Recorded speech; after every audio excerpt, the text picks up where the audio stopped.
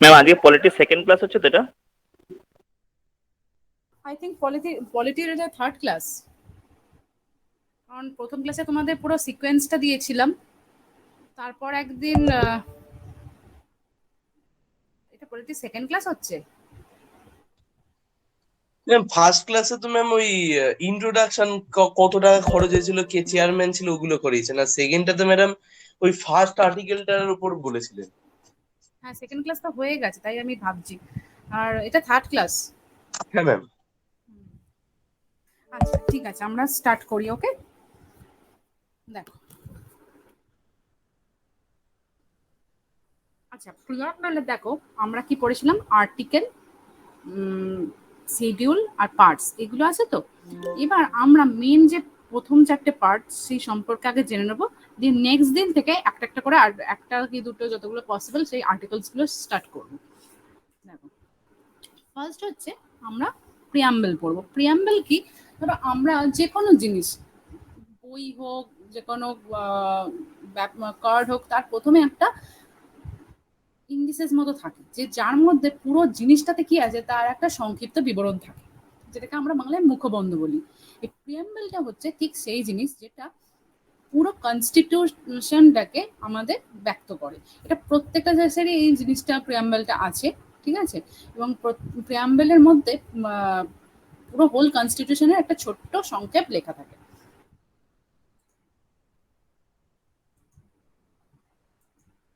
আচ্ছা দেখো, এটা হচ্ছে আমাদের ইন্ডিয়ান প্রিয়াম্বল। এটা আমরা যে কোনো সরকারি বইতে দেখবে আমরা পেয়ে থাকি। এই যে দেখো, এখানে আমরা কি, প্রিয়াম্বল কথাটা শুরু হচ্ছে উই দ্য পিপল দিয়ে, ঠিক আছে। এই উই দ্য পিপল কথাটার অর্থ যে এই কনস্টিটিউশনের সোর্স, মানে আমরা এই কনস্টিটিউশনের যেটা আমাদের ইন্ডিয়ান কনস্টিটিউশন, সেটার সোর্স হচ্ছে we the people of India, আমরাই এটার সোর্স। এবং আমাদের হয়ে, আমাদের তরফ থেকে কনস্টিটিউয়েন্ট অ্যাসেম্বলি ইন্ডিয়ার জন্য এটা রচনা করেছে।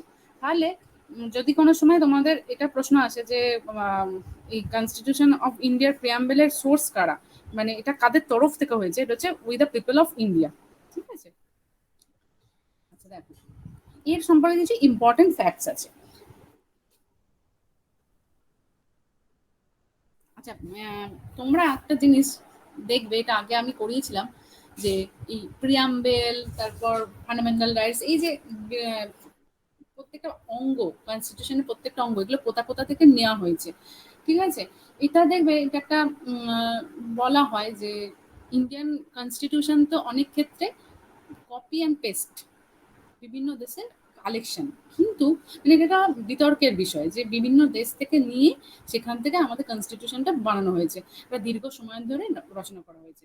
কিন্তু এটা একটা, এর একটা উত্তরে বলা যেতে পারে যে আমরা যে কোনো কারোর ভালো জিনিসটা আমরা অ্যাবজর্ব করতেই পারি, আমরা সেই প্রত্যেকটা দেশের ভালো ফিচার্সটাকে অ্যাবজর্ব করেছি, ঠিক আছে। এবং সেটাকে নিজেদের মতো করে, যেটা ইন্ডিয়ান কালচারের সাথে শ্যুট করে, সেইগুলোকেই কিন্তু আমরা আমাদের কনস্টিটিউশনে লিপিবদ্ধ করেছি, ঠিক আছে। তাই এটা কপি পেস্টেড হলেও কিন্তু এটা আমাদের, আমাদের যে নিজস্ব সংস্কৃতি তার সাথে এর মিল আছে, ঠিক আছে। এটা বিতর্কমূলক বিষয়, এবং তার উত্তরটা আমরা এরকম পজিটিভলি করতে পারি। আচ্ছা দেখো, এই জিনিসটার মানে একদম শুরু যেটা, সেটা হচ্ছে পণ্ডিত জওহরলাল নেহেরু 1946 সালে 13ই ডিসেম্বর একটা ড্রাফট দিয়েছিলেন, যে আমাদের আমাদের যখন তখন দেশ স্বাধীন হওয়ার কথা চলছে, এবং আমাদের পুরো দেশ ব্রিটিশদের অ্যাবসেন্সে কিরমভাবে চলবে, কিরকমভাবে চলবে সেটার কথা চলছে, তখন 13 ডিসেম্বর 1946 একটা ড্রাফট দিয়েছিলেন। সেই ড্রাফটটার নাম আমরা খুব জানি, খুব পপুলার টার্ম, সেটা হচ্ছে অবজেক্টিভ রেজলিউশন। সেটাই ১ বছর বাদে 1947 সালের 22শে জানুয়ারি প্রিয়াম্বল বলে অ্যাডাপ্ট করা হয়, ঠিক আছে। এটা তোমরা একটু নোট ডাউন করে নাও। হ্যাঁ, পণ্ডিত জওহরলাল নেহরু যেটা প্রথম যে ড্রাফটটা দিয়েছিলেন সেটা হচ্ছে অবজেক্টিভ রেজলিউশন। আচ্ছা, এরপর হচ্ছে দেখো, আমাদের এই কনস্টিটিউশনের মেন যে চারটে ফিচার্স। আচ্ছা দেখো, তোমরা আমার মাউস পয়েন্টারটা খেয়াল করবে, জাস্টিস, লিবার্টি, ইকুয়ালিটি, ফ্র্যাটার্নিটি, এই 4টে বৈশিষ্ট্যকে কিন্তু ম্যাম এটা সালটা কত বললেন অবজেক্টিভ রেজলিউশনের? 1946, 13 ডিসেম্বর 1946 এটা এই ড্রাফটটা মানে উনি জমা দিয়েছিলেন তখন কনস্টিটিউয়েন্ট অ্যাসেম্বলিকে। আর 1947 22 জানুয়ারি এটা অ্যাডপ্ট করেছিল কনস্টিটিউয়েন্ট অ্যাসেম্বলি। ঠিক আছে, এই যে এই 4টা হচ্ছে কিন্তু আমাদের main objective, justice, liberty, equality and fraternity. এটা হচ্ছে মেন পুরো কনস্টিটিউশন জুড়ে কিন্তু এই 4টে বৈশিষ্ট্যকে সবসময় রক্ষা করার কথা আলোচিত হবে। ঠিক আছে, আর আমরা মানে আমাদের কনস্টিটিউশন নেচারের দিক থেকে এই 5টা, sovereign, socialist, secular, Democratic, Republic. ঠিক আছে, যদিও এখানে 3টে টার্ম আমরা 2টো টার্ম আমরা পরে পেয়েছি। ঠিক আছে, আচ্ছা সেই 3টে টার্ম, আচ্ছা দেখো অরিজিনাল যখন কনস্টিটিউশন হয়েছিল কোন 3টে টার্ম, কোন 2টো টার্ম ছিল না, দেখো এই সোশ্যালিস্ট আর সেকুলার। ঠিক আছে, এই 2টো টার্ম ছিল না, শুধু সভারেন, ডেমোক্রেটিক অ্যান্ড রিপাবলিক। এই প্রত্যেকটা টার্মটা আমি তোমাদের বিশ্লেষণ করে বুঝিয়ে দিচ্ছি কি। সোশ্যালিস্ট আর সেকুলার তোমরা একটু মার্কিং করে রাখো যে এটা 42nd, সোশ্যালিস্ট অ্যান্ড সেকুলার এটা 42nd অ্যামেন্ডমেন্ট অ্যাক্টে, কনস্টিটিউশনাল অ্যামেন্ডমেন্ট অ্যাক্টের মাধ্যমে এটা অ্যাড করা হয়েছে। ঠিক আছে, আচ্ছা একটা প্রশ্ন তোমাদের ভীষণ আসে, এই প্রশ্নটা ভীষণ খেয়াল রাখবে, এটা আমি ফার্স্ট ক্লাসেও বলেছিলাম যে কনস্টিটিউশন প্রথম যখন রচনা হয়েছে, মানে প্রথম যখন প্রকাশ পেয়েছে সেটা হচ্ছে 26 নভেম্বর 1949। আর যেদিন অ্যাডাপ্ট করা হয়েছে সেটা হচ্ছে 26 নভেম্বর 1949। আর যেদিন যেটা এফেক্ট করেছে আমাদের দেশে সেটা হচ্ছে 26 জানুয়ারি 1950। এফেক্ট করেছে না অ্যাডাপ্ট করা হয়েছে, এই দুটো জিনিস খুব ভালো মতো তোমরা প্রশ্নে খেয়াল করবে, এটা কনফিউজিং। হ্যাঁ, আচ্ছা দেখো, আচ্ছা এখানে আমি এটা দিয়ে দিয়েছি সোশ্যালিস্ট, সেকুলার আর ইন্টিগ্রিটি, এই 3টে। ইন্টিগ্রিটিটা এখানে দেয়া নেই। ঠিক আছে, ইন্টিগ্রিটি, এই সোশ্যালিস্ট, সেকুলার, এই দুটো টার্ম আমাদের 42nd অ্যামেন্ডমেন্ট, কনস্টিটিউশনাল অ্যামেন্ডমেন্ট অ্যাক্টে এসছে। নেক্সট দেখো, এটা তো আমি তোমাদের এক্ষুনি বললাম, the preamble indicates that the source of the constitution with the people of India. Next হচ্ছে it has been also political. আচ্ছা এখানে এই দেখো আমি পরপর 3টে পয়েন্টস বলছি। এই প্রিয়াম্বলকে K M Munshi, horoscope of Indian constitution, Thakurdas Bhargava, soul of the constitution আর N A. Palkhivala identity card of the constitution বলেছিলেন। এই 3টে জায়গা থেকেও কিন্তু প্রশ্ন আসে, এই 3টে উক্তি কারা কারা করেছিলেন, তো এটা খেয়াল করবে। ঠিক আছে, এবার আমি দেখো প্রত্যেকটা টার্ম তোমাদের একটু বুঝিয়ে দিই, তাহলে তোমাদের মনে রাখতে সুবিধা হবে। ধরো সভারেন মানে হচ্ছে এটা কি, ইন্ডিয়া একটা পুরোপুরি ইন্ডিপেন্ডেন্ট কান্ট্রি, মানে কোনো এক্সটার্নাল ব্যাপার এদের ইন্টারনাল ব্যাপারে কোনোদিন ইন্টারফেয়ার করবে না, এটাই হচ্ছে সভারেন।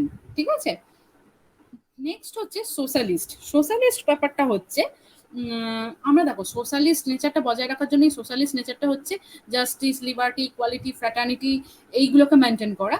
এবং আমরা যেহেতু আমাদের দেশের লিডারদের মধ্যে অন্যতম 2জন মেন লিডার ছিল মহাত্মা গান্ধী এবং জওয়াহরলাল নেহেরু, এরা সবসময় সোশ্যালিস্ট বলতে এমন কিছু নিয়মের কথা বলেছেন যাতে আমাদের মানে দেশের উপকার হয়, মানে ওয়েলফেয়ার অফ স্টেট। ঠিক আছে, এটা মানে ওনারা এই 3টে জিনিসের উপর খুব বেশি নজর দিতে বলেছেন, মানে দেশকে সোশ্যালিস্ট প্রমাণ করার জন্য। Poverty, ignorance, inequality of opportunity, এইগুলো যাতে আমাদের দেশ থেকে দূরীকরণ করা যায়। এইগুলো পুরোপুরিভাবে দূরীকরণ করা গেলেই তবে মানে দূরীকরণই হচ্ছে আমাদের এই সোশ্যালিস্ট নেচারের মূল উদ্দেশ্য। নেক্সট হচ্ছে সেকুলার। দেখো সেকুলার কথাটার মানে হচ্ছে একটা আমাদের দেশে সেকুলারিজমকে পজিটিভলি নেওয়া হয়। এমন অনেক দেশ আছে না যেখানে সেকুলারিজম হচ্ছে নেগেটিভলি প্র্যাকটিসড হয়। কিরকম, ধরো আমাদের দেশের কথাটাকে বলে নি, কিরকম হয় পজিটিভলি, তুমি তোমার বাড়িতে পাবলিকলি, ইভেন তুমি কোনো একটা রিলিজিয়াস ইনস্টিটিউশন খুলেও সেখানে তোমার ধর্ম প্রচার করতে পারো, সেখানে তোমাকে কেউ বাধা দেবে না। তুমি রাস্তায় দাঁড়িয়ে তোমার ধর্ম প্র্যাকটিস করতে পারো, তুমি বাড়িতে প্রাইভেটে করতে পারো, তুমি কার পুজো করছো, তুমি কি ধর্ম নিচ্ছ, এটা নিয়ে আমাদের এখানে কারোর কোনো মাথা ব্যথা নেই, এটা একদম ওপেনলি প্র্যাকটিসড হয়। এবং আমাদের যেন ভারতকে ধর্মনিরপেক্ষ দেশ বলা হয়, এই জন্য এখানে সবাই স্বচ্ছন্দে নিজের ধর্ম উপাসনা করতে পারে। কিন্তু ইউএসএতে, তারপর ফ্রান্সে, এই দেশগুলোতে নেগেটিভ সেকুলারিজম চলে। কিরকম, ইউএসএতে হচ্ছে তুমি পাবলিকলি কোনো রিলিজিয়ান প্র্যাকটিস করতে পারবে না, ঠিক আছে? তোমার আলাদা কোনো রিলিজিয়ান পাবলিকলি তুমি করতে পারবে না। ইভেন ফ্রান্সে আছে যে তুমি প্রাইভেট লাইফেও করতে পারবে না। ওদের দেশে এতটাই নেগেটিভলি এটা প্র্যাকটিসড হয়। সেক্ষেত্রে আমাদের দেশের এই জিনিসটা খুবই একটা পজিটিভ নেচার।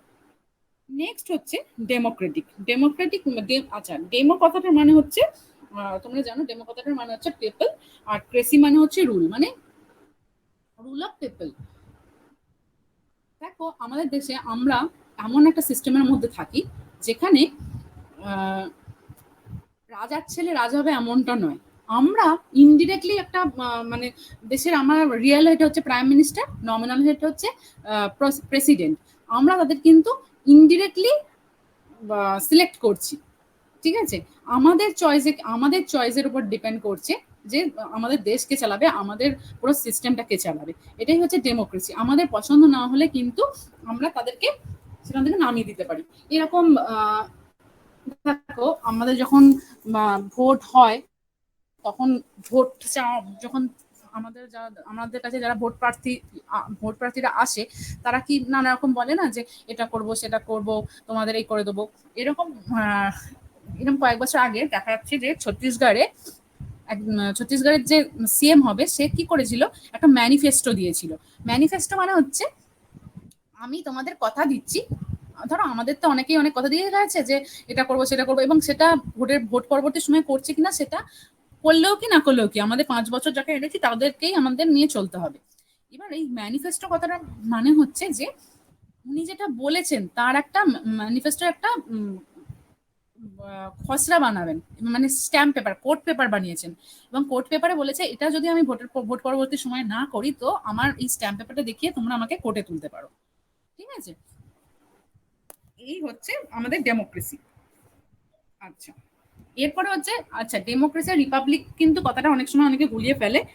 রিপাবলিক মানে হচ্ছে যে আমাদের দেশে কখনোই রাজতন্ত্র চলে না। মানে আমরা যখন মানে ডেমোক্রেসির সাথে রিপাবলিক ব্যাপারটা অনেকটাই কোরিলেটেড টার্ম একটা। ডেমোক্রেসি মানে হচ্ছে আমরা সিলেক্ট করছি, আর রিপাবলিক মানে হচ্ছে আমাদের দেশে বাই হেরিডিটি কেউ শাসন করে না, সবাই পিপলের চয়েসের মাধ্যমে আসে, ঠিক আছে? এটা হচ্ছে রিপাবলিক, মানে পুরোটাই ইলেকশন সিস্টেমের মাধ্যমে আসে। আচ্ছা, তাহলে এই 5টা টার্মের মানে বোঝা গেল? হ্যাঁ ম্যাম, ম্যাম তার মানে রিপাবলিকের আন্ডারেই ডেমোক্রেসিটা আছে, তাই তো? হ্যাঁ, মানে দুটো খুব কোরিলেটেড টার্ম, বুঝলে তো? মানে আচ্ছা নিজেদের মধ্যে রিলেশন আছে। যে ডেমোক্রেসি মানে হচ্ছে আমরা ইলেক্ট করি, মানে উইল অফ দ্য পিপল এখানে প্রাধান্য পায়, যে দেশের হেড কে হবে। আর মানে এটা হেরিডিটি মেনটেন করে না যে রাজার ছেলেই রাজা হবে, এরকম কোনো জিনিস নেই। এটা হচ্ছে রিপাবলিক, ঠিক আছে? আচ্ছা ম্যাম। হ্যাঁ ম্যাম। ওকে, আর তাহলে নেক্সট যাচ্ছি, দেখ।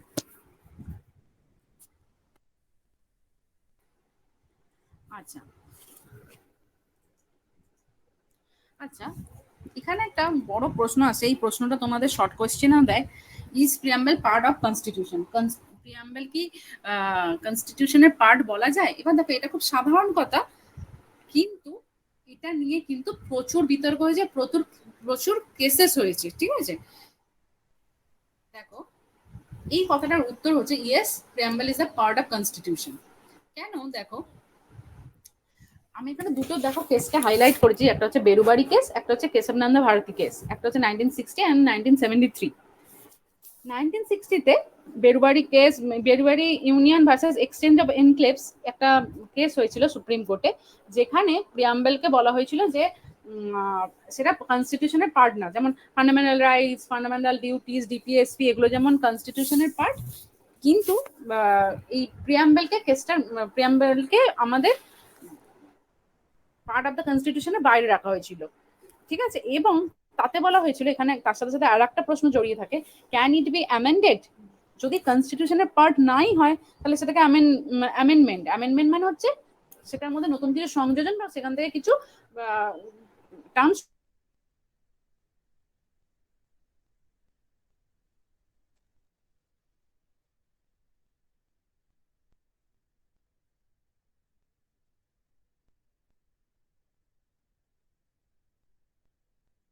বেরুবাড়ি কেসে কি হয়েছিল 1960-তে, বলা হয়েছিল এটা যখন প্রিয়াম্বেলটা কনস্টিটিউশনের পার্ট নয়, এটা একটা হচ্ছে জাস্ট এর ইন্ডিসেস, মানে মুখবন্ধ, প্রথমে সারসংক্ষেপ, তাই এটা পার্ট তো নয় এবং এটাকে অ্যামেন্ড করাও যাবে না। প্রায় 13 বছর পর কেশবানন্দ ভারতী কেস, ঠিক আছে, Keshavananda Bharati versus state of Kerala, খুব খুব পপুলার কেস।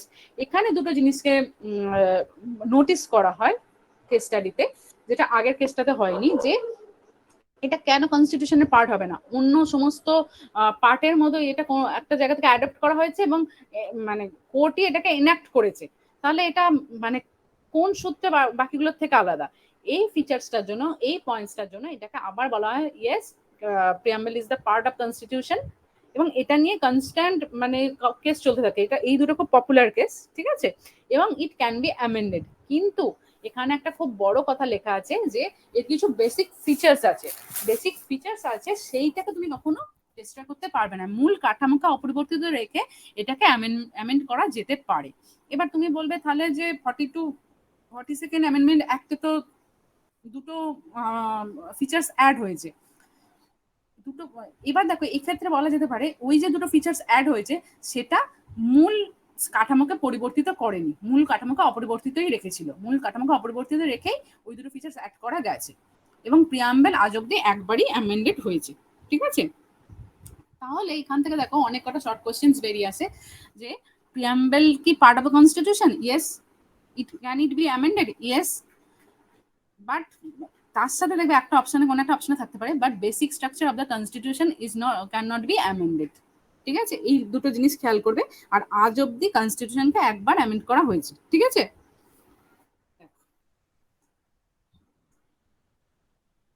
এই যে preamble can be amended parliament using it's amending power as article 368, অন্যান্য পার্টের মতো। আর এটা একবারই অ্যামেন্ড করা হয়েছে, সেটা হচ্ছে 42nd অ্যামেন্ডমেন্ট অ্যাক্ট 1976। এই প্রত্যেকটা পয়েন্ট ভীষণ ইম্পর্টেন্ট। নেক্সট দেখো আমরা আজকে যেটা পড়বো, ফান্ডামেন্টাল রাইটস। আমাদের দেশে ধরো দু রকমের মানুষ বসবাস করে, একটা হচ্ছে যারা এদেশের অধিবাসী, আর হচ্ছে যারা মানে এখানকার সিটিজেন নয় কিন্তু এখানে কোনো কর্মসূত্রে রয়েছে, ঠিক আছে, বা কোনো কাজে এসছে। এই ফান্ডামেন্টাল রাইটস গুলো হচ্ছে এমন একটা রাইটস যেটা ম্যাক্সিমাম গুলোই আমরা সমস্ত ভারতবাসী সুবিধা ভোগ করি, এবং কিছু কিছু ওই ফরেনাররা করে, ঠিক আছে। এবার দেখো এই চার্টটাতে, আচ্ছা দেখো এখানে একটা কথা তোমাদের বলি যে তোমরা কিন্তু প্রিয়াম্বল, ফান্ডামেন্টাল রাইটস এগুলো যখন পড়বে, এগুলো আর একবার করে রিকল করে নেবে যে এগুলো কোন দেশ থেকে নেওয়া হয়েছে, কোন দেশের কনস্টিটিউশন থেকে নেওয়া হয়েছে, কারণ এই পয়েন্টস গুলো খুব ইম্পর্টেন্ট একটা প্রশ্ন। আচ্ছা, কনস্টিটিউশনের দেখো তিনটে পার্টের পর আছে, পার্ট 3, পার্ট 4, আর পরে একটা সংযুক্ত হয়েছে পার্ট 4A, সেটা হচ্ছে ফান্ডামেন্টাল রাইটস, এটা হচ্ছে ডিপিএসপি, একটা হচ্ছে ফান্ডামেন্টাল ডিউটিস, ঠিক আছে। দেখো ফান্ডামেন্টাল রাইটসটারই এখানে পুরো বিস্তৃত বর্ণনা করা হয়েছে। এটাকে ম্যাগনা কার্টা অফ ইন্ডিয়া বলা হয়। এই ম্যাগনা কার্টা ইন্ডিয়া এখানকার কেন বলা হয় যে এইটা দ্বারাই, ঠিক আছে, এখানকার সিটিজেন্সরা সমস্ত সুবিধা ভোগ করে, ঠিক আছে। এরকম আমাদের একটা, দুটো, তিনটে, চারটে, পাঁচটা, ছটা ফান্ডামেন্টাল রাইটস এখন আপাতত দেখতে পাচ্ছ, কিন্তু এর সাথে আর একটা সংযুক্ত ছিল, সেটা হচ্ছে কেউ জানো আর একটা কি ছিল ফান্ডামেন্টাল রাইটস যেটা এর মধ্যে দেখতে পাচ্ছ না? পড়েছো? Right to property. হ্যাঁ, right to property, exactly. Right to প্রপার্টিটা আমাদের একটা অ্যামেন্ডমেন্ট দ্বারা বাদ দেওয়া হয়েছে, ওটাও খুব একটা ইম্পর্টেন্ট পার্ট। যে 44 রাইট অ্যামেন্ডমেন্ট। এগেইনস্ট এক্সপ্লয়টেশন একটা ছিল না, ছোটবেলায় পড়েছিলাম। কি কি? না না, আছে আছে আছে, ঠিক আছে। রাইট এগেইনস্ট এক্সপ্লয়টেশন, এই একটাই বাদ গেছে, যেটা হচ্ছে ওই রাইট। 44 অ্যামেন্ডমেন্টে বাদ গেছে। হ্যাঁ, ওটা কোন অ্যামেন্ডমেন্টে বাদ গেছে ওগুলো আমাদের কিন্তু পড়তে হবে। আচ্ছা দেখো, এটা হচ্ছে আমাদের পার্ট 3 এর মানে ফান্ডামেন্টাল রাইটস কতখানি আছে দেখো। পার্ট 3 আর্টিকেল 12 থেকে 35, এটা নেওয়া হয়েছে ফ্রান্স এবং ইউএস এর থেকে। আচ্ছা, তবে একটা ব্যাপার এখানে, এর একটা ব্যাপার আছে, ফান্ডামেন্টাল রাইটস তো আমরা সমস্ত ভারতবাসী সুবিধাপ্রাপ্ত বা এটা ভোগ করি, কিন্তু ন্যাশনাল এমার্জেন্সির সময় কিন্তু এই ফান্ডামেন্টাল রাইটস গুলো আর আমাদের মানে লাগু হয় না, তখন এগুলো ক্যান্সেল থাকে।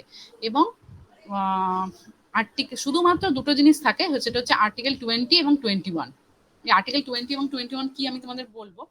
আর এই ফান্ডামেন্টাল রাইটস গুলো শুধুমাত্র সিটিজেন্সদের জন্য এবং ফরেনার্সদের জন্য নয়, সেই মানে পার্টিকুলার কয়েকটা ফান্ডামেন্টাল রাইটস, সেটা হচ্ছে আর্টিকেল 15, 16, 19, 29, 30।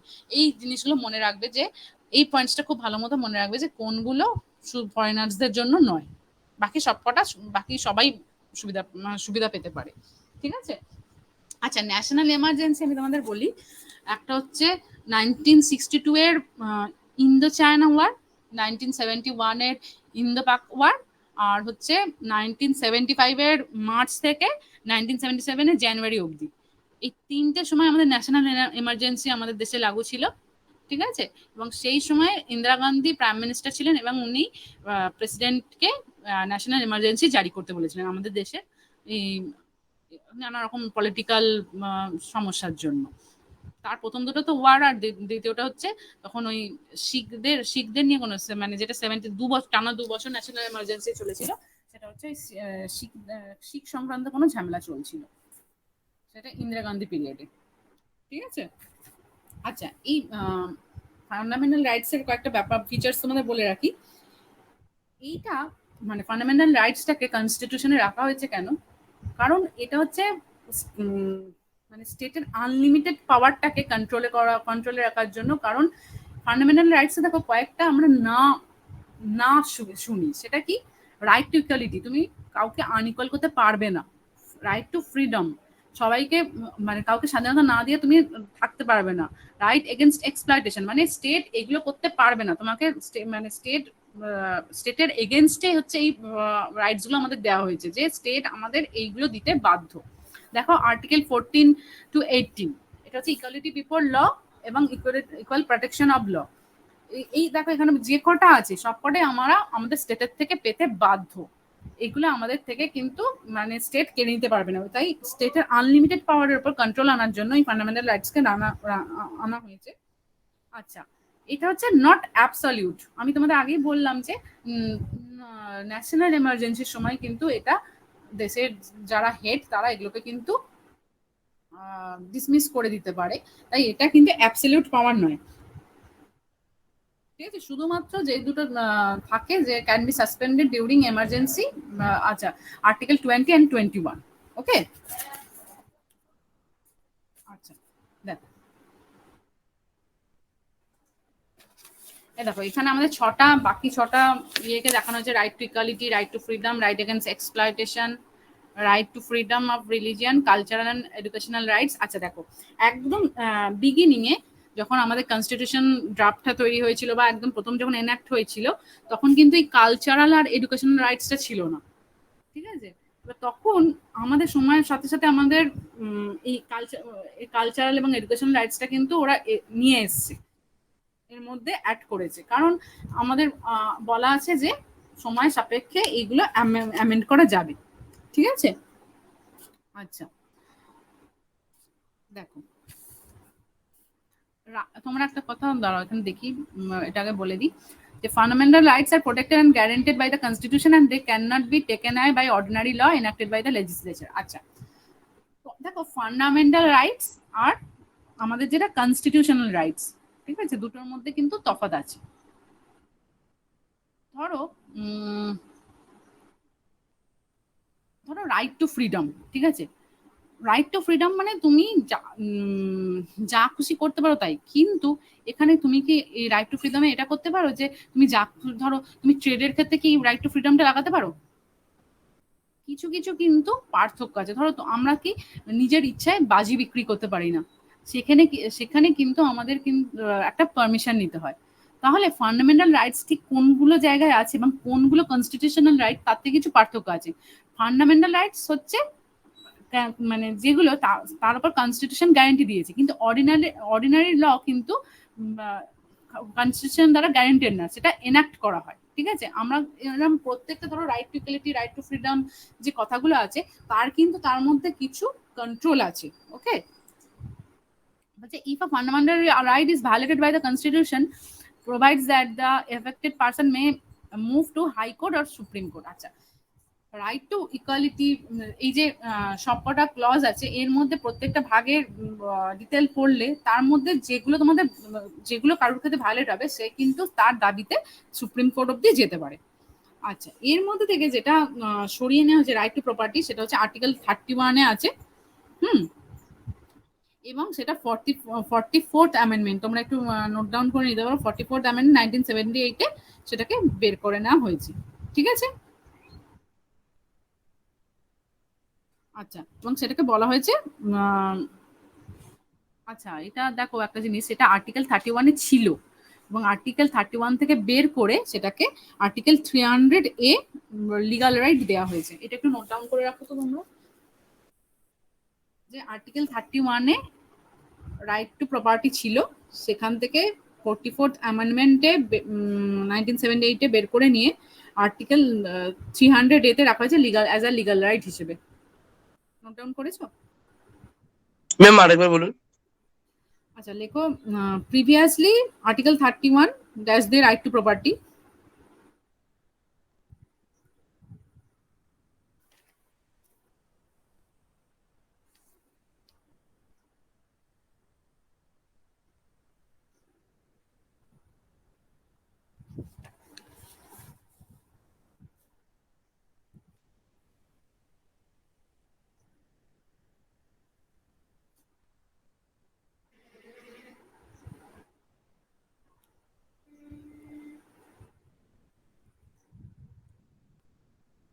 বুঝেছে? এটা হ্যাঁ ম্যাম। আউট করে নেওয়া হয়েছে 44th অ্যামেন্ডমেন্ট 1978 এবং এটাকে নতুন করে ঢোকানো হয়েছে অ্যাজ আ লিগাল রাইট হিসেবে আর্টিকেল 300A-তে।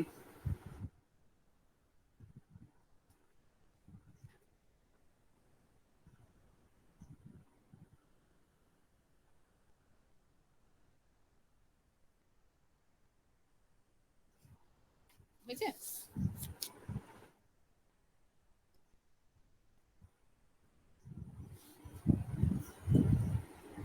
আচ্ছা, এটা নোট ডাউন হয়ে গেছে তো?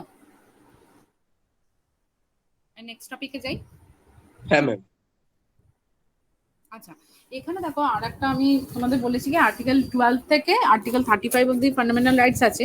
আর্টিকেল 13-এ একটা বিশেষ কথা বলা আছে, যে আর্টিকেল 13টাই স্পেশাল বলছি কেন দেখো, যে তোমার কোনো ল, এমন কোনো লজ যদি কনস্টিটিউশন থেকে আসে যেটা আমাদের ফান্ডামেন্টাল রাইটসের সাথে যাচ্ছে না, ইনকনসিস্টেন্ট, তাহলে সেটাকে ভয়েড হিসেবে ধরে নেওয়া হবে, সেটাকে ডিসমিস করে দেওয়া হবে। এই মানে এই ডক্ট্রাইনটা দেওয়া আছে মানে জুডিশিয়াল রিভিউতে। ঠিক আছে? আর এই আর্টিকেল 32 জুডিশিয়াল রিভিউ বলে একটা জিনিস হয় যেখানে আরেকবার একটু বলবেন, কি বললেন? হ্যাঁ, বলছে ধরো তোমাদের আর্টিকেল 13-এ বলে দেওয়া আছে যে কোনো ল যদি ইনকনসিস্টেন্ট হয়, ঠিক আছে, কোনো ল কনস্টিটিউশন দ্বারা যদি এনাক্ট হওয়া কোনো ল মানে ফান্ডামেন্টাল রাইটসের সাথে না যায়, তখন সেটাকে ভয়েড ল হিসেবে ধরে নেওয়া হবে। ঠিক আছে? যেটা সেক্ষেত্রে একটা ব্যাপার আছে, সেটাকে বলা হয় ডক্ট্রাইন অফ জুডিশিয়াল রিভিউ। আচ্ছা,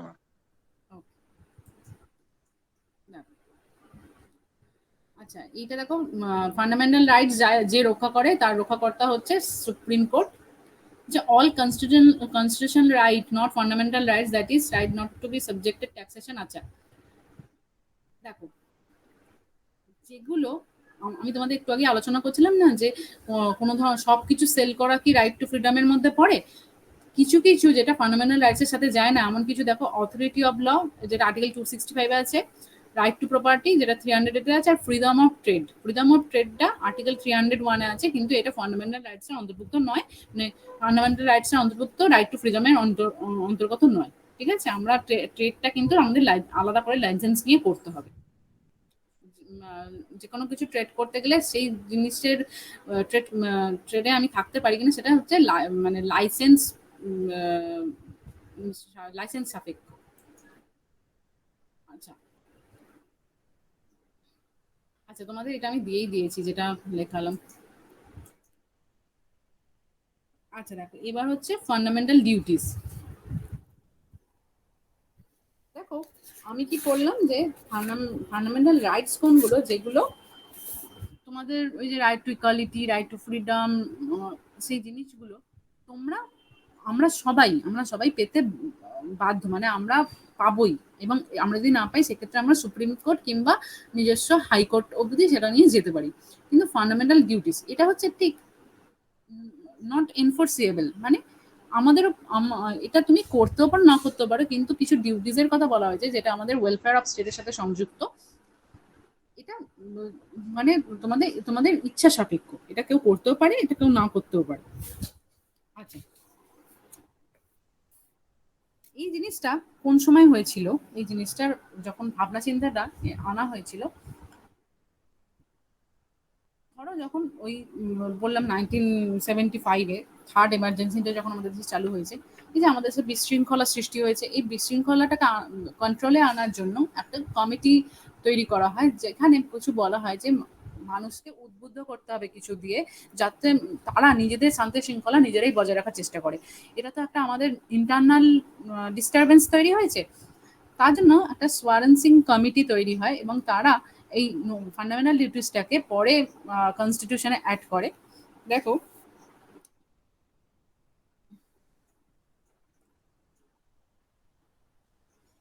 এটা হচ্ছে পার্ট 4 তো একটা কনস্টিটিউশনে আছে যেখানে ডিপিএসপি আছে। এটা পার্ট 4A-তে থাকে এবং এন্টায়ার ফান্ডামেন্টাল ডিউটিস পুরো চ্যাপ্টারটা আর্টিকেল 51-এর মধ্যে রাখা হয়। দে আর নট এনফোর্সিয়েবল বাই ল।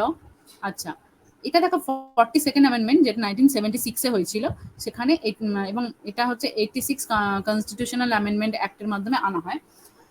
তুমি দেখো 42nd অ্যামেন্ডমেন্ট অ্যাক্টটা বারবার আমাদের কথার মাধ্যমে আসছে, এবং এই 42nd অ্যামেন্ডমেন্ট অ্যাক্টটা এত কিছু আমাদের কনস্টিটিউশনে চেঞ্জ হয়েছিল, এর আগেও অনেক হয়েছে, কিন্তু এই 42nd অ্যামেন্ডমেন্ট অ্যাক্টটাকে পার্টিকুলারলি বলা হয় মিনি কনস্টিটিউশন অফ ইন্ডিয়া। ঠিক আছে, সোয়ারেন্সিং কমিটি 1976-এ প্রথম এনেছিল, আর 86-এ মানে অ্যাকচুয়ালি 42nd আর 86 দুটো কেন দিয়েছে, আমাদের 42nd-এ যেটা আনা হয়েছিল সেখানে 10খানা ফান্ডামেন্টাল ডিউটি আনা হয়েছিল, এবং 86 অ্যামেন্ডমেন্ট অ্যাক্টে আর একটা অ্যাড করা হয় যেটা হচ্ছে 11th ফান্ডামেন্টাল ডিউটিস। ওই জন্য দুটো অ্যামেন্ডমেন্ট অ্যাক্টের নাম দেওয়া হয়েছে। এই সোয়ারেন্সিং কমিটি প্রথম এটা ফর্মুলা করেছিল আমাদের দেশের ডিসিপ্লিন আনার জন্য। দেখো যখন এইরকম 1975-এ চলছে, আমাদের দেশে এমার্জেন্সি চলছে, তখন ইন্দিরা গান্ধী তখনকার যে প্রেসিডেন্ট ছিল তার নাম ছিল ফারুকুদ্দিন আলী আহমেদ, তাকে বলেছিলেন যে আর্টিকেল 352-এর মাধ্যমে সারা দেশে ন্যাশনাল এমার্জেন্সি জারি করে দিন। এবং এটা চলেছিল মানে এটা রাতারাতি এনাক্ট হয়ে গেছিল 1975-এর 25 জুন থেকে 1977-এর জানুয়ারি অবধি, জানুয়ারি কোনো একটা ডেট অবধি এটা চলেছিল। এই জিনিসটাকে ইন্ডিয়ান হিস্ট্রিতে ডার্ক পিরিয়ড অফ ইন্ডিয়া বলা হয়। ঠিক আছে,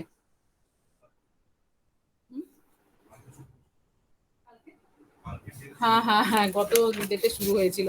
আমরা কিন্তু এই দেখো আজকে 26 জুন, আর গত 25 জুনে শুরু হয়েছিল, অনেকটা লং পিরিয়ড ধরে চলেছিল। আচ্ছা দেখো, তখন আরো কিছু সমস্যা চলছিল। একটা তো আমি বললাম, আমরা কি কি ঘটনাগুলো বললাম যে ইন্দো পাক ওয়ার, ইন্দো চায়না ওয়ার, তারপর আর একটা কি বললাম 1977 ওই শিখদের নিয়ে সমস্যা। এবং এই কারণে এই যে সমস্যাটা সৃষ্টি হয়েছিল ফান্ডামেন্টাল ডিউটিজে, মানে ফান্ডামেন্টাল ডিউটিজের যে হিস্ট্রিটা, যে দেশ জুড়ে বিশৃঙ্খলাটা কেন সৃষ্টি হয়েছিল, যে দুটো যুদ্ধ হয়ে গেছে, প্লাস শিখদের সাথে অন্তর্দ্বন্দ্ব চলছে সরকারের, দেশের জিডিপি ব্যাপকভাবে ক্ষতিগ্রস্ত হয়েছিল। তাছাড়া মানে আনএমপ্লয়মেন্ট ভীষণ বেশি হয়ে গেছিল, তেলের দাম বৃদ্ধি পেয়েছিল, রেলওয়ে স্ট্রাইক, মানে সবকিছু মিলিয়ে দেশ জুড়ে ভীষণ বিশৃঙ্খলা। এবং সেই মুহূর্তে আমাদের ধরো যে পার্টি সেন্ট্রালে আছে তার এগেনস্টে কিছু যারা লিডার ছিল, অপোনেন্ট লিডার, তার মধ্যে একজন হচ্ছে জয়প্রকাশ নারায়ণ। ঠিক আছে, জয়প্রকাশ নারায়ণকে কি বলা হয় মনে আছে? জয়প্রকাশ নারায়ণকে তোমাদের আসে কিন্তু লোকনায়ক বলা হয়। জয়প্রকাশ নারায়ণ সম্পূর্ণ ক্রান্তি মুভমেন্ট শুরু করেছিল। এই এত কিছু মিলিয়ে দেশে খুব সমস্যার সৃষ্টি হয়েছিল, এবং ইন্দিরা গান্ধী ওরকম চারজন অপোনেন্ট লিডারকে কিন্তু অ্যারেস্ট করিয়ে দিয়েছিলেন। ঠিক আছে। এবং তারপরে সরণ সিং কমিটি 1976-এ ফান্ডামেন্টাল ডিউটিসটাকে আমাদের কনস্টিটিউশনে অ্যাড করে। ঠিক আছে, এটা একটা কি বলবো একটা ডেডিকেটেড চ্যাপ্টার। ঠিক আছে, ডেডিকেটেড চ্যাপ্টার যেটা আমাদের কনস্টিটিউশনে অ্যাড হয় এবং যেটা আমরা প্রত্যেকে ফলো করলে আমাদের দেশটা হয়তো একটু ডিসিপ্লিন হতে পারে। এটা সবসময় মনে রাখবে, পার্ট 4A-তে আছে। ঠিক আছে, আচ্ছা দেখো, এটা কোথা থেকে নেওয়া হয়? ইউএসএসআর থেকে। তোমরা সবাই এর হিস্ট্রিটা বুঝতে পারলে তো, কোন জায়গা থেকে ফান্ডামেন্টাল ডিউটিসটা আনা হয়েছে? এটা দেখে মনে রাখবে অন্তত যে এটা পরে অ্যাড হয়েছে। হ্যাঁ, এই এত এত হিস্ট্রি বলার এটাই উদ্দেশ্য, যে এটা পরে অ্যাড হয়েছে এবং এর পিছনে একটা কারণ আছে। আচ্ছা, ফান্ডামেন্টাল ডিউটিসটা শুধুমাত্র সিটিজেন্সদের ক্ষেত্রেই অ্যাপ্লিকেবল, যারা ফরেনার্স আবার এসছে তাদের জন্য না, এটা খালি সিটিজেন্সরাই পালন করতে পারে। আচ্ছা দেখো, ফান্ডামেন্টাল ডিউটিস এর মধ্যে আমি কি বললাম, আজ অব্দি 11খানা ফান্ডামেন্টাল ডিউটিস আছে। এখন মানে যেগুলো আরো সাজেস্টেড আছে এবং ভবিষ্যতে হয়তো অ্যামেন্ডমেন্ট অ্যাক্টস এর মাধ্যমে আসতে পারে, সেটা হচ্ছে duty to vote, duty to pay taxes, duty to resist injustice. আমরা প্রথম দুটো নিয়ে আমরা হয়তো সোশ্যাল মিডিয়ায় খুব বেশি সোচ্চার হই, সেটা হচ্ছে ডিউটি টু ভোট। আমাদের প্রত্যেকেরই ভোট দেওয়ার গুরুত্ব কতটা সেইটা ফান্ডামেন্টাল ডিউটিস এর মধ্যে আসতে পারে, এটা প্রপোজ করা আছে এবং ভবিষ্যতে এটা হয়তো আসতে পারে। ডিউটি টু পে ট্যাক্সেস, এটা তো খুবই গুরুত্বপূর্ণ। আর ডিউটি টু রেজিস্ট ইনজাস্টিস, এরকম আরো অনেক ফান্ডামেন্টাল ডিউটিস যেগুলো প্রপোজ করা আছে, যেগুলো পরে হয়তো আমাদের আসতে পারে। আচ্ছা, এরপর আমরা আসবো, আচ্ছা ফান্ডামেন্টাল ডিউটি সবাই বুঝলে তাহলে? হ্যাঁ ম্যাম। হ্যাঁ, ফান্ডামেন্টাল ডিউটিজ এর যে 11খানা ফান্ডামেন্টাল ডিউটিজ আছে, সেই ফান্ডামেন্টাল ডিউটিজ এর চারটা আমি তোমাদের দিয়ে দেবো। আচ্ছা, আগের দিন তোমাদেরকে কি দেবো বলেছিলাম বলো তো? আমি আর খেয়াল করতে পারিনি আর দেওয়া। আগের দিন তো তোমাদের সেই ইকোনমিক্স পড়িয়েছিলাম, তোমাদের কারোর কি মনে আছে?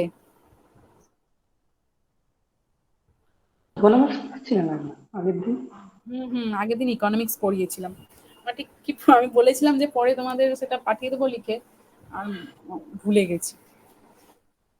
এখানে ফান্ডামেন্টাল ডিউটিস যে 11খানা আছে, সেই ফান্ডামেন্টাল ডিউটিস গুলো তোমাদের আমি দিয়ে দেবো। তোমরা এমনি নেটেও পেয়ে যাবে, বা তোমরা যে বই ফলো করো তার মধ্যেও পেয়ে যাবে। আচ্ছা দেখো, এরপর হচ্ছে ডিপিএসপি। ডিপিএসপি হচ্ছে directive principles of states policy. এটা হচ্ছে আইরিশ কনস্টিটিউশন থেকে নেওয়া এবং এটা খুব বেশিবার প্রশ্ন পরীক্ষায় আসে যে ডিপিএসপি কোথা থেকে নেওয়া। সবগুলোর মধ্যে ডিপিএসপিটা কোথা থেকে নেওয়া এটা খুব বেশি আসে। এবং আইরিশ কনস্টিটিউশন আবার সেটাকে তুলেছে স্প্যানিশ থেকে। স্প্যানিশটা কোথা থেকে তুলেছে সেটা আর জানি না। আচ্ছা দেখো, ডিপিএসপি হচ্ছে ফান্ডামেন্টাল ডিউটির সাথে প্রায় কোরিলেটেড একটা জিনিস। ঠিক আছে, এটা এমন একটা জিনিস যেটা আমাদের স্টেটের ওয়েলফেয়ারের জন্য আমরা করতে পারি। মানে ফান্ডামেন্টাল ডিউটিস কি আমাদের দেশের শান্তি শৃঙ্খলা বজায় রাখার জন্য, যেমন ডিপিএসপি শুধু শান্তি শৃঙ্খলা না, তার সাথে পরিবেশের উন্নতি, আমাদের হিউম্যান ডেভেলপমেন্ট, সমস্ত কিছু, এডুকেশনাল ডেভেলপমেন্ট, সবকিছুর ওপর কিছু ল এটা ডিপিএসপির মধ্যে আছে। এবং এটা একটা অনেক বড়, অনেক বেশি আর্টিকেল জুড়ে এটা সম্পর্কে আলোচনা করা আছে, আর্টিকেল 36 থেকে 51। ঠিক আছে,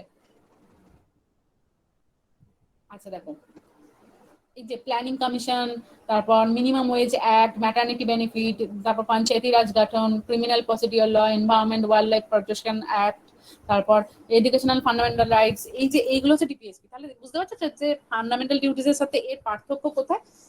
এটা হচ্ছে অল ওভার একটা ওয়েলফেয়ার অফ স্টেট নিয়ে চিন্তা ভাবনা করা। দেখো,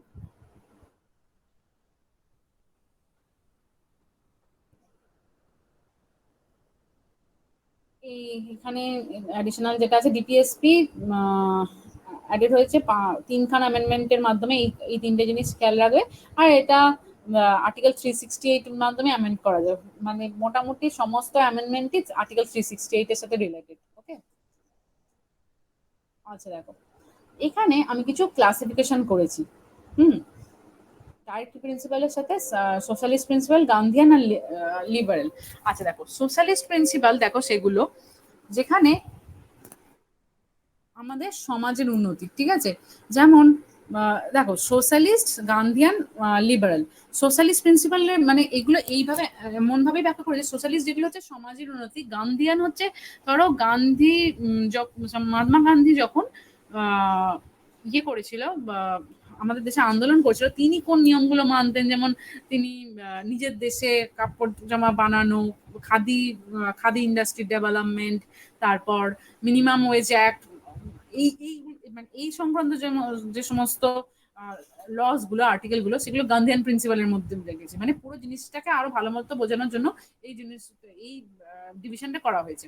আর লিবারেল প্রিন্সিপাল যেগুলো, যেখানে মানে যেখানে লিবারেশন প্রকাশ পেয়েছে, যেমন এডুকেশনের ইমপ্রুভমেন্ট, ঠিক আছে, এডুকেশনের ইমপ্রুভমেন্ট, তারপর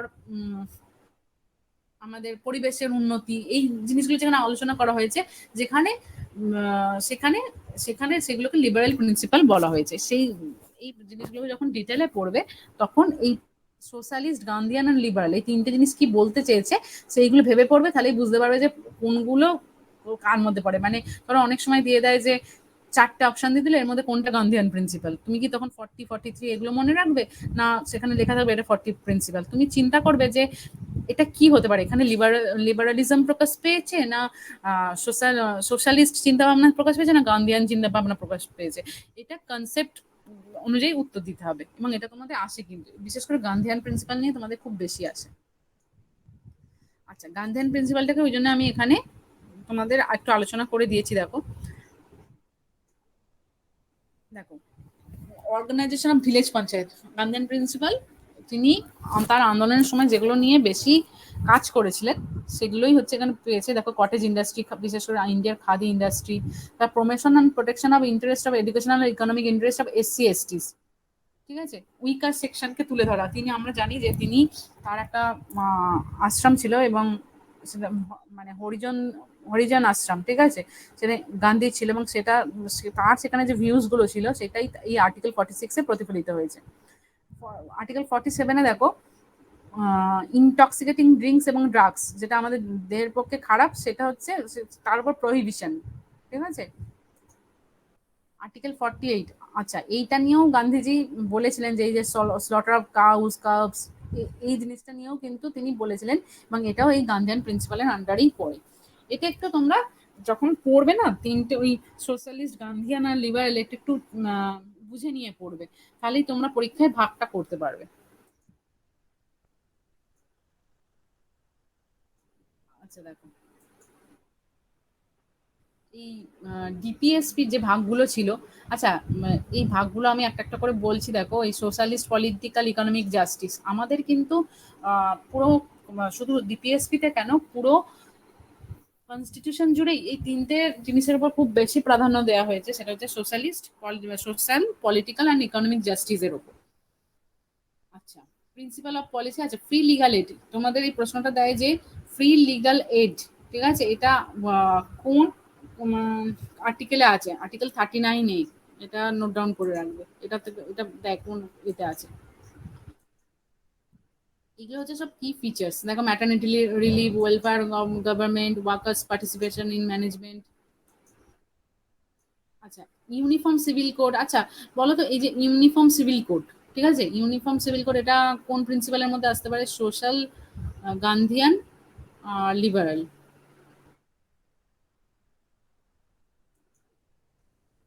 any idea? Uniform civil code দেখো লিবারাইজেশনকে বোঝায়।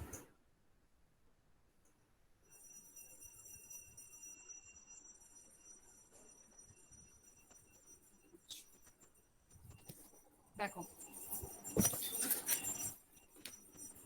এই ফিচার্স গুলি হচ্ছে ডিপিএসপি তে আছে।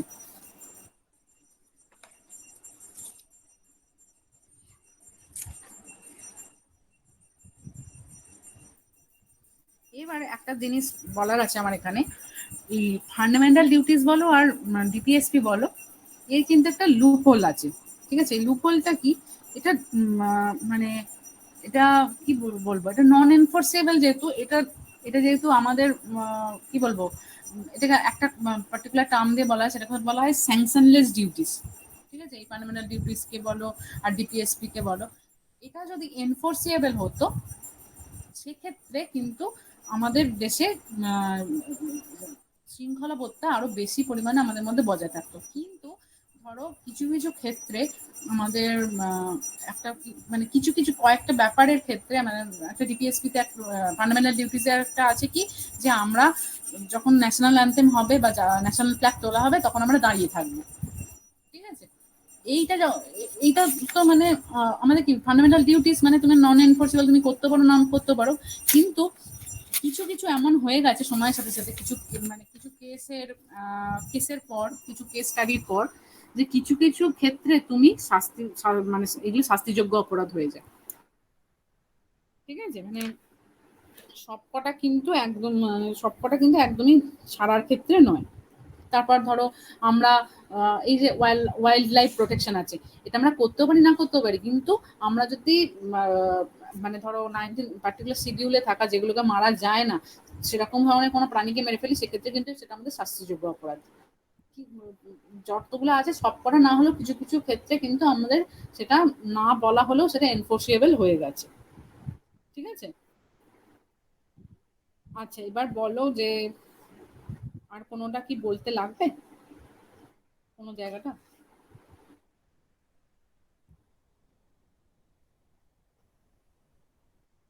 এরকম একটা কেস হয়েছিল তোমাদের মাঝখানে, ধরো বছর কয়েক আগে, যে বলছিল যে সিনেমা হল মানে সিনেমা চালু হওয়ার আগে ন্যাশনাল অ্যান্থেম শোনাতে হবে, এটা শুনেছিলে? কেউ হ্যাঁ ম্যাম, শোনেনি? নিউজে বলছিল। হ্যাঁ হ্যাঁ হ্যাঁ। এবং এটা নিয়ে একটা কেসও হয়, এবং তারপরে বলা হয় যে আহ, মানে তুমি এটা ম্যান্ডেটারি থেকে সেটাকে তুমি তোমার ইচ্ছা সাপেক্ষ করে দেয়, যে ম্যান্ডেটারি নয় যে তোমাকে চালাতেই হবে, কিন্তু তুমি ইচ্ছা করলে চালাতে পারো, কিন্তু সেখানে কোনো জাতীয় সঙ্গীতের কোনো অপমান হওয়া চলবে না। তারপর আর একটা হচ্ছে ফরেস্ট প্রোটেকশন বলতে পারো একটা, ঠিক আছে। গাছ কাটা আমাদের কাছে একটা বড় অপরাধ, তাই তো।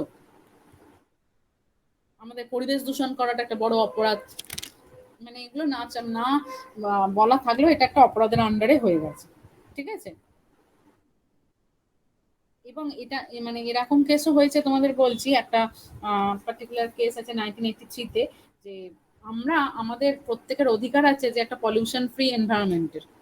এবং সেক্ষেত্রে ধরো আমাদের এখানে আমাদের কোনো লোকালিটিতে আমাদের যেখানে বাস করছে সেখানে যদি কেউ কোনো পলিউশন হচ্ছে এমন কোনো কাজকর্ম ঘটায়, সেক্ষেত্রে কিন্তু আমরা সেখানে কেস করতে পারি, কিন্তু কে কেস করবে? সবাই করছে,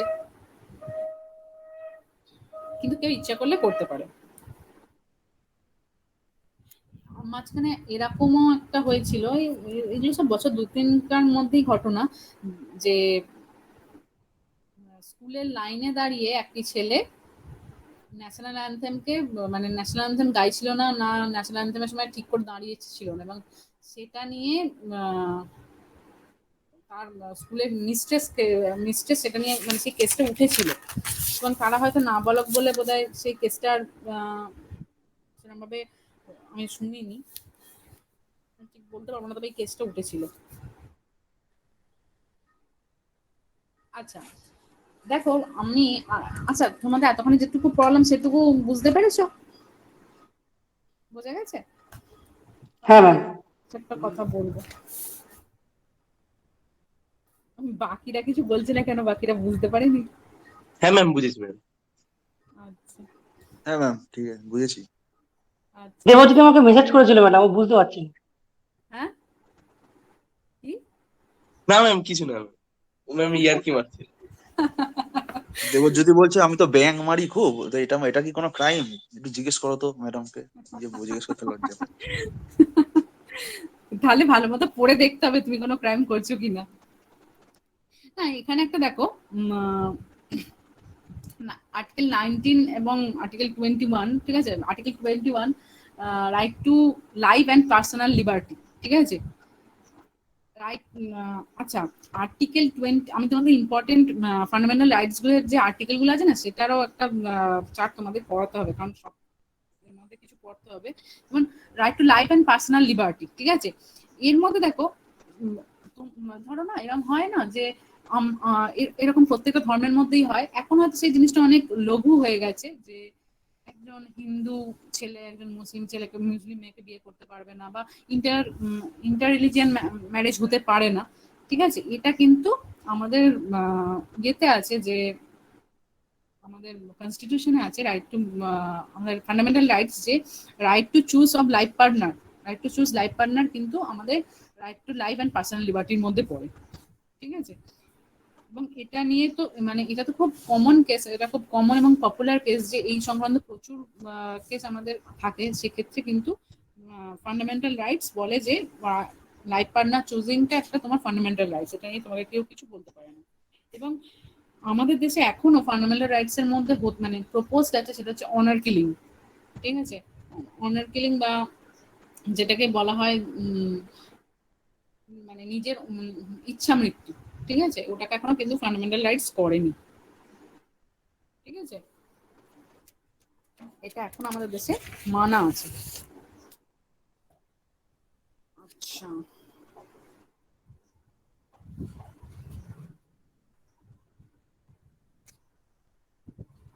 ঠিক আছে, দেখো আমার আজকে ক্লাস মোটামুটি কমপ্লিট হয়ে গেছে। তোমাদের ইম্পর্টেন্ট আর্টিকেলস গুলো আর তোমরা ফান্ডামেন্টাল ডিউটিসটা তোমাদের বইতে পেয়ে যাবে। ঠিক আছে, যদি অসুবিধা হয় আমি বলে দেবো। আর কিছু প্রশ্ন আছে কারোর? না না ম্যাম। আচ্ছা, ঠিক আছে,